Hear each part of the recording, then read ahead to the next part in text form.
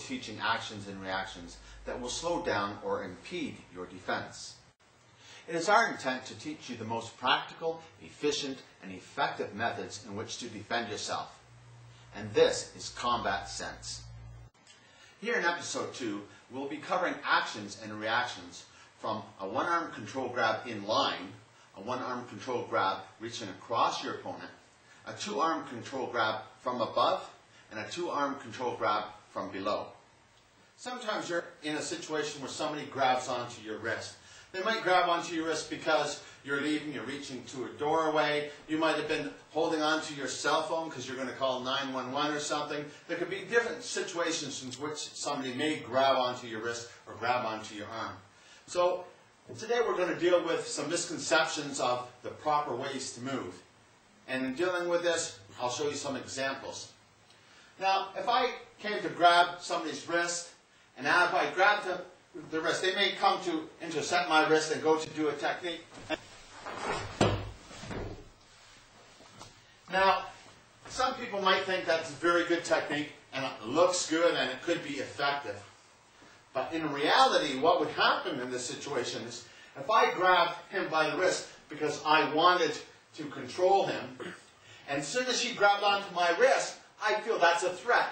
I would start plowing him. So as he's turning in to do his movement, where he'd come around to throw me down, what would happen is, as soon as he intercepted us and did this, right away, as soon as he goes to move, I'm going to start plowing him in the head, and maybe kneeing him in the head at the same time, or elbow smashing him.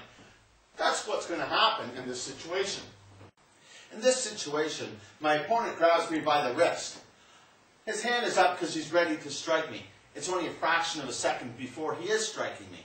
He might be asking me for something, whatever the case may be. But if I intercept to grab him like this, he's punching me. If I go to turn in like this, he's punching me. If I go to turn in like this, he's punching me. My main concern is this hand that's going to punch me. So as soon as he grabs me by the wrist, I should bring this arm up, because this arm is going to block his punch. At the same time, I can continue punching him if I want, and then take him down and knee him in the head and finish him off. Now, in this situation, again, as he grabs me, my first concern should be the other hand. So I bring up my elbow in it. Now, as you're coming up like this, you're still using this arm as a guard for his punch. At the same time, if I wanted to continue, I wanted to elbow him in the face. It just so happens that he collected his punch to me, which brought this around so I can continue punching him.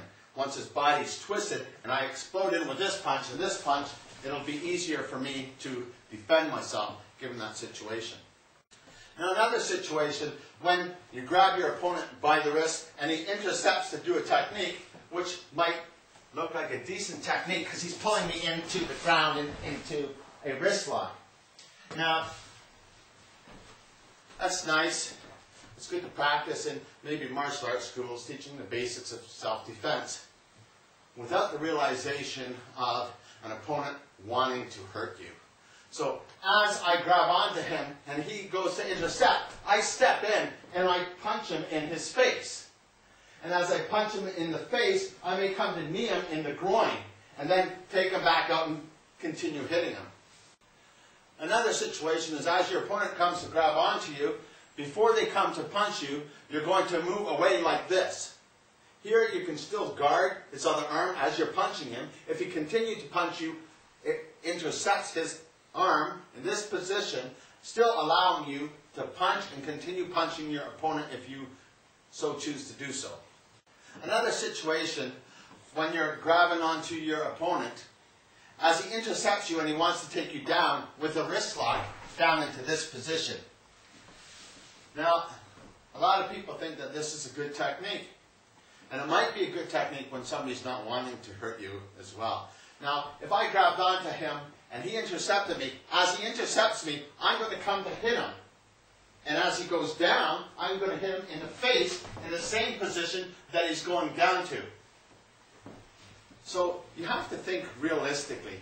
Combat sense should determine. It should be natural. You shouldn't have to be a genius to figure out counters for this stuff, because it should be quite obvious. If I grab onto him and he intercepts me, that's an aggressive motion. He's coming to fight me. If he's coming to fight me, I want to hit him. And I want to hit him as hard as I can. So the natural movement of what he's making me do will feed my motion into punching him in the head. So you really have to be aware of situations like this before you do them. There's a big difference between learning martial arts and what we're teaching here. When one learns martial arts, they're hopefully developing themselves physically, mentally, and spiritually. Or maybe they're just practicing a sport. Nevertheless, the training will improve your balance, coordination, timing, speed, reflexes, and strength, which will all aid you in any given situation. Children gain confidence and learn respect. Some arts include meditation, breathing exercises, and inner development. This is all good, and I have been training in the martial arts my entire life.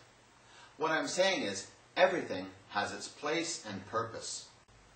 Combat sense is just making you aware of what many martial arts are not. This concludes Combat Sense Episode 2. We hope to see you next week when we cover situations regarding an attacker from directly behind you as well as from either side. Until then, let combat sense be with you.